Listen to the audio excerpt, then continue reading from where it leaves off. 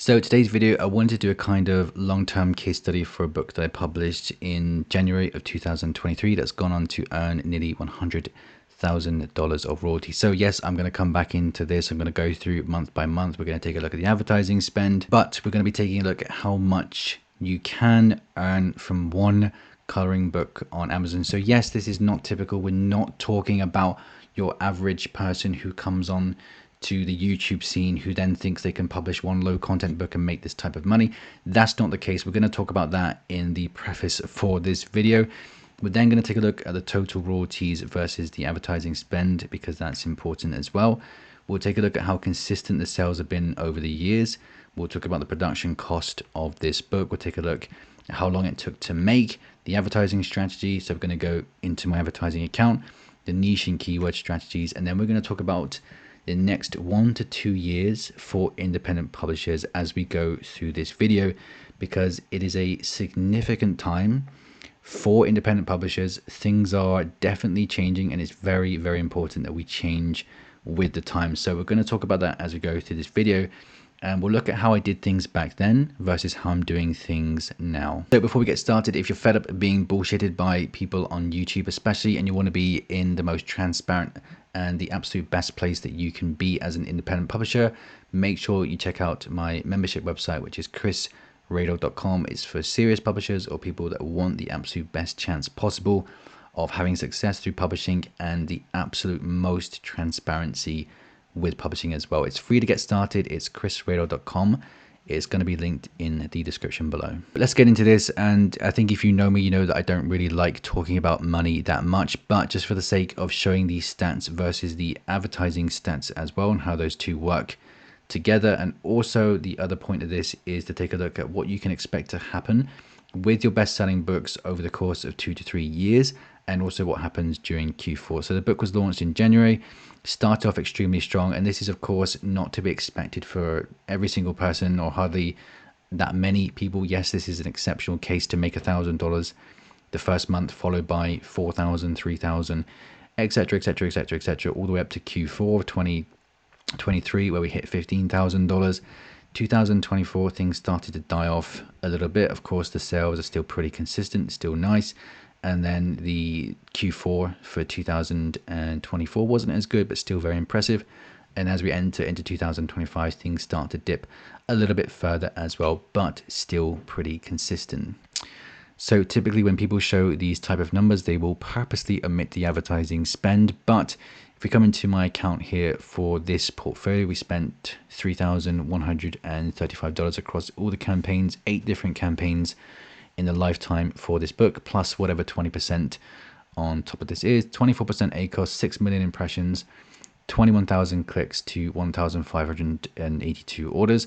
So that might not look like the best conversion rate ever, but that is actually part of my advertising strategies, which we're going to talk about as we go through this video. I'm going to also talk about the different types of campaigns that I set up. So as you can see, massively, most of these sales are coming organically versus the advertising spend, which is important for us to talk about as well. Preface here before we continue with this is that this is what can be achieved by those who are willing to accept certain undeniable truths for most independent publishers. So I'm not trying to communicate with people that have come here from some bullshit video that has misled them to thinking they can make this type of money with every single book that they publish. So publishing one low content garden logbook or something like that.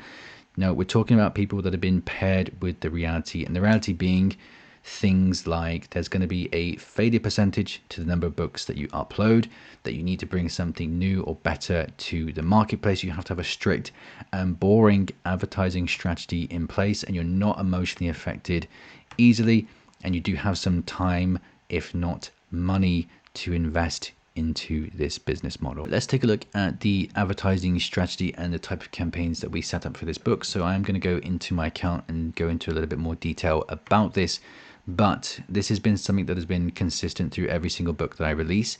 When we go through this testing phase to see if the book is worthy of being sold on the Amazon marketplace, is that I set up 3 automatic campaigns. You don't need to do this, but I like to start at like 10 cent, one for 10 cent, one for 50 cent, one for 75 cent.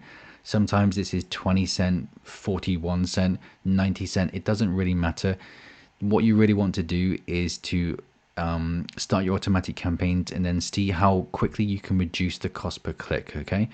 Because that is an important part of this strategy for sure. And then I start to test the manual campaigns after the automatic campaigns have been proven, okay?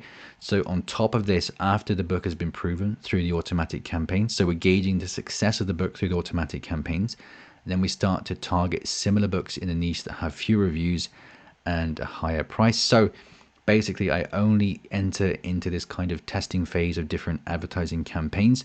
So testing things like category campaigns, product targeting campaigns, the similar book type of campaigns, only after we've collected enough information from running the automatic campaign. So I might wait 1 month, look at the advertising stats for the automatic campaigns, and then decide if the book is worth putting more money into Amazon ads. So if we come back into my account here, this is the total spend for the campaigns for this book, 3,100.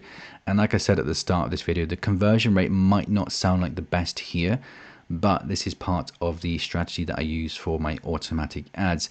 What I have found is that with automatic ads, it allows us for winning books, not for every single book or not even a decent amount of books, but for the winning books that we have, you'll be able to get your cost per click down very, very low. So as you can see from below, we got our cost per click down to 14 cent, 13 cent, and 18 cent for this. Now, what I found is that even if you have bad conversions for your automatic campaigns, the low cost per click will make up for that, which will result in a decent ACoS, which for me is better than running manual campaigns at a higher cost per click at a better conversion rate. Okay, so as you can see from the campaigns that we have here, we set up 8 campaigns.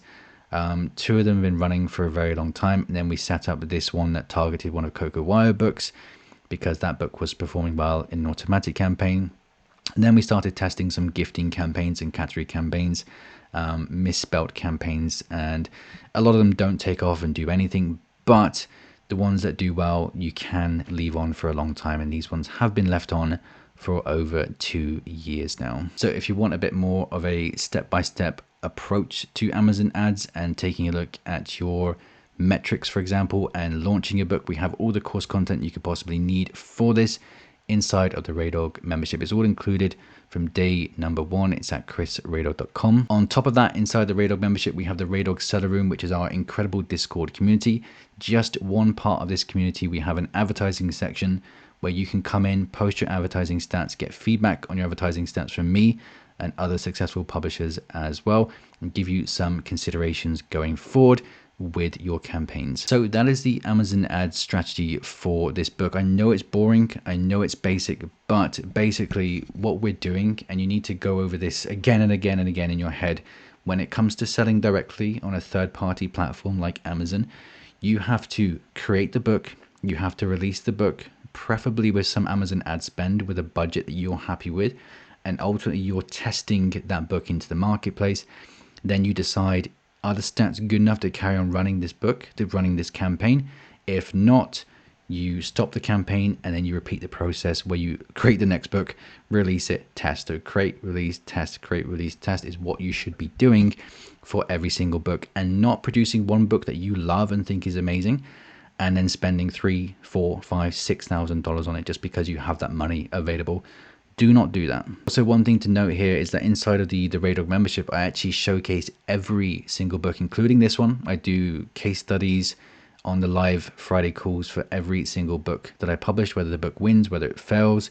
I go into detail, showcase the book, the cover, the pen name, everything gets shown off there. And that was part of the reason for creating the Raydog membership, is so that independent publishers can be in a transparent place, because we all know this domain is not particularly transparent. So with that in mind, I want to talk about the production cost and the time for this book. And the point that I want to try and make here is that there's going to be a significant difference between the production cost and time back then in 2022, 2023, and the production cost and time of books being made in 2025, because it is significant and it is one of the most important parts of this video. So basically, I went back through my Upwork contracts and I found that roughly we're looking at spending $300 on a 40-page book and then $100 on the book cover. But granted, that was actually quite a decent price for such a project.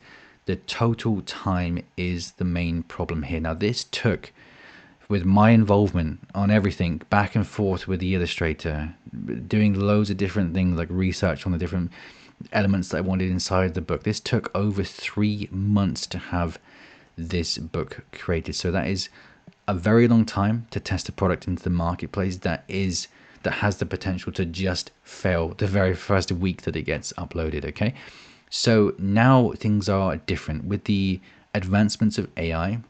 When it comes to the interiors of your book, you can create these incredibly quickly using ChatGPT, and the production time for these type of images to create a full book is between 1 and 4 weeks. So if you're creating something like a bold and easy book, you would be looking at around 1 week if you have systems in place that allow this. If you have a book that is slightly more involved, it's probably going to take you around a month, again, provided that you have these systems in place. So people get me slightly wrong when I start pivoting toward the AI side of things. They think I'm suggesting that people just upload unfinished direct outputs from ChatGPT. No, that's not the case. We're using AI as a tool, as a guidance for an illustrator to create something like this here, which is a final version, versus these three, which are direct outputs. Same goes for the book covers. What we're looking at here is spending around 5 hours. So between myself and an illustrator, we're looking at around 5 hours to have a really incredible and awesome book cover made.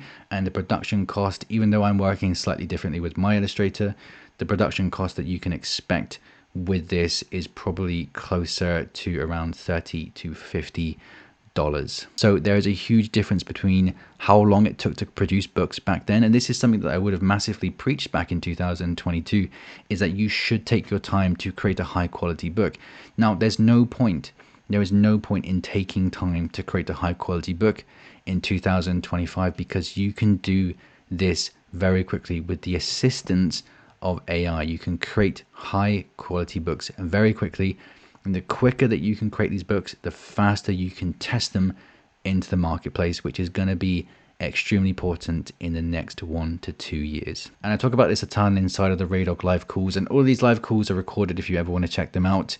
I talk about my main coloring book brand here. I do case studies for my best-selling books, creating a #1 new release, showcasing everything for them. But also, most importantly, as we go on, we're keeping publishers up to date with things that really matter. So, for example, the advancements of AI, we start doing video calls on this, and we talk about things here like how you can create a premium book in under 7 days. I did a whole case study for a book that I'm going to be releasing under my main pen name. We'll talk about the workflow that you need to have in place to make this happen specifically for coloring books. We go into this, all of this gets recorded if you ever want to check this out.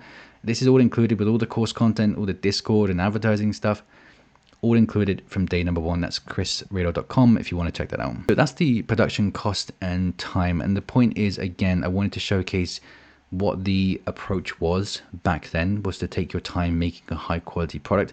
The point is that if you're using AI, you can produce a high quality product much quicker. Okay, so how consistent are those sales? We did take a look at that at the start of this video, and we could see that sales for a book that is destined to do well, you'll find that they do take off quite quickly. Within the first month of you testing it into the marketplace, you'll find that sales are generally much better than if your book wasn't going to sell. And then during Q4, you can expect those to do 3 to 4 times their typical monthly amount.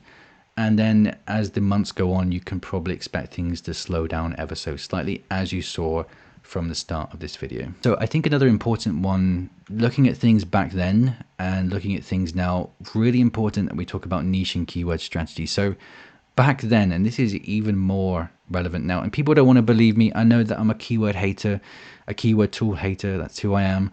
But not a single keyword tool was used for that book, and I don't use them for any of my books that I've had published. So we simply went onto Amazon, we used the search bar, we started typing the most relevant search term, and then if it populated the search bar with other search terms, then we used that basically. So using Amazon's search bar was pretty much all I needed for the keywords for this.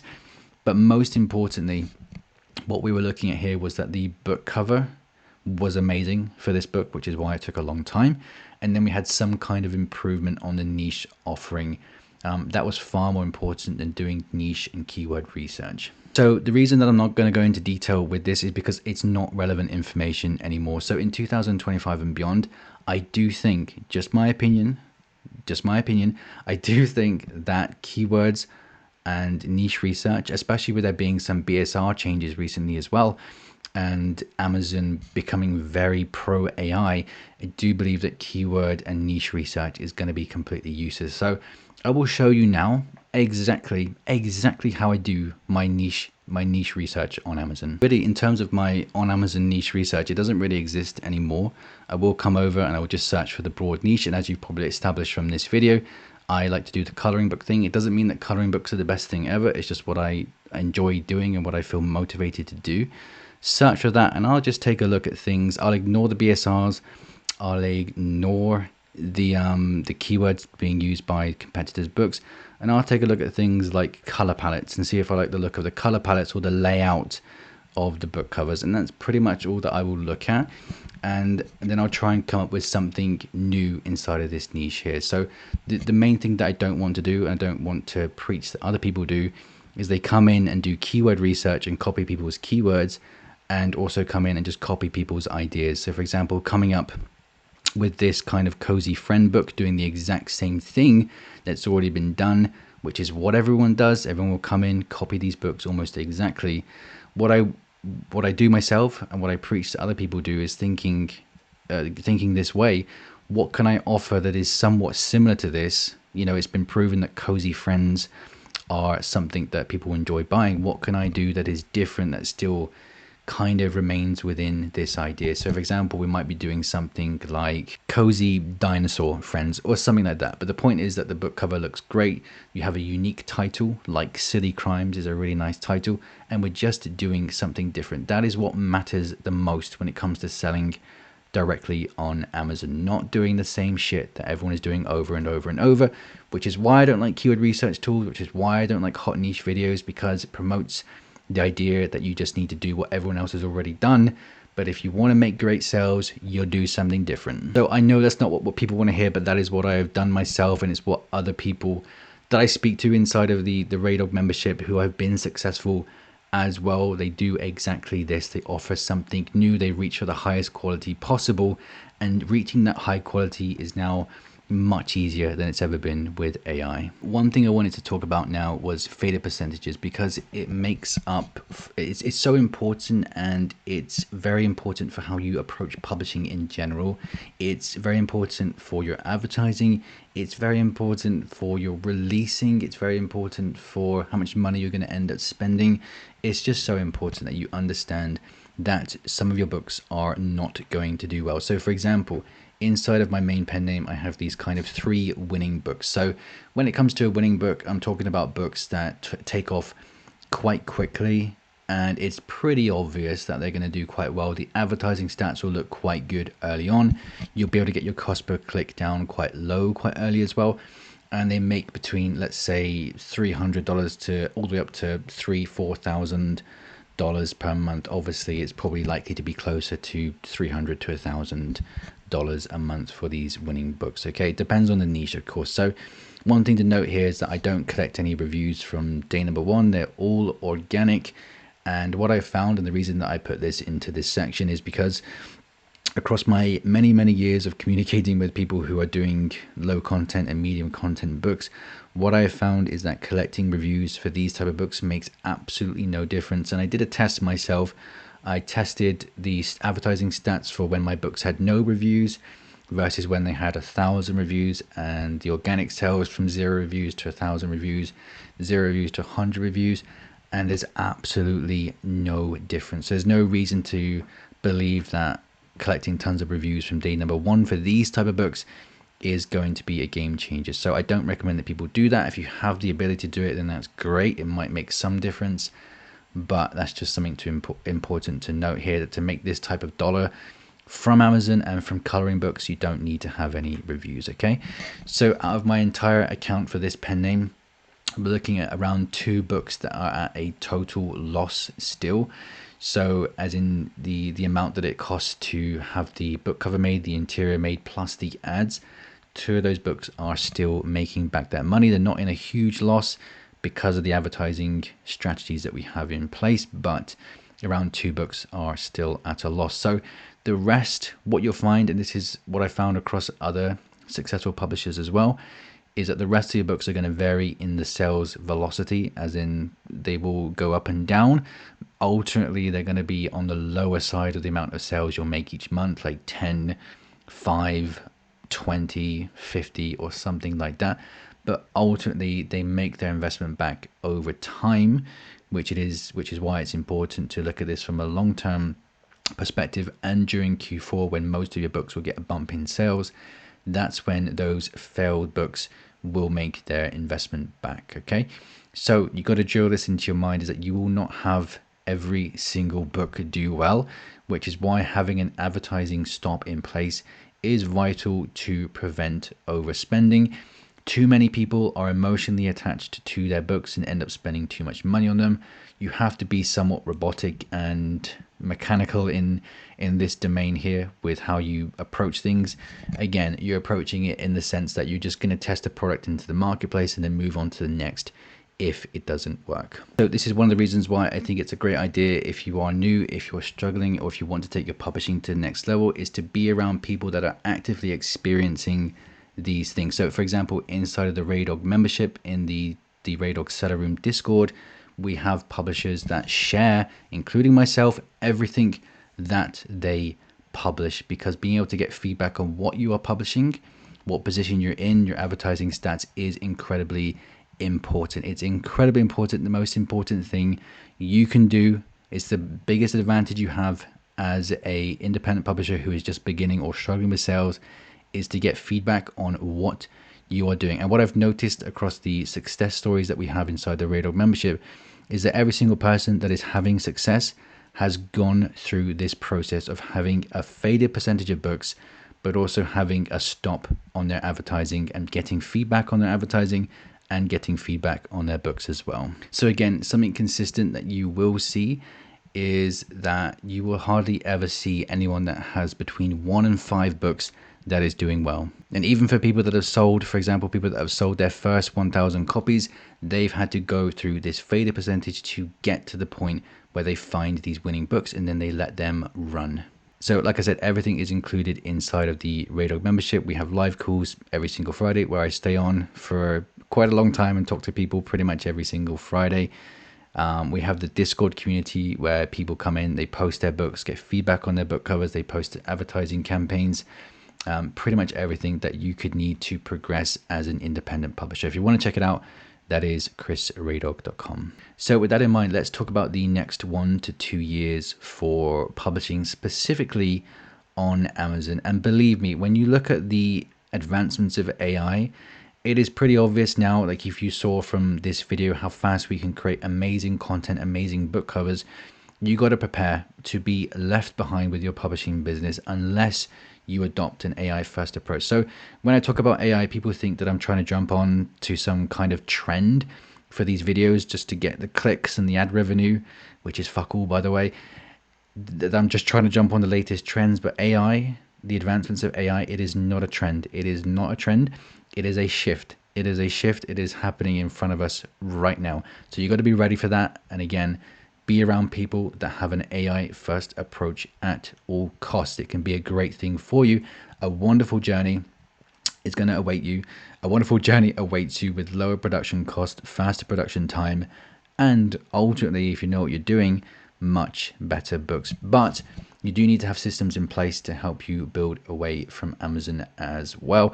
So in the next few years, of course, with the advancements of AI, things, they're going to look completely different. I don't know exactly how they're going to look, but you should have systems in place that help you build a long-term income away from Amazon, such as collecting emails, having a landing page or a website, and doing those type of things and being free from Amazon. So that's it for a video. I hope to see you in another one very, very soon.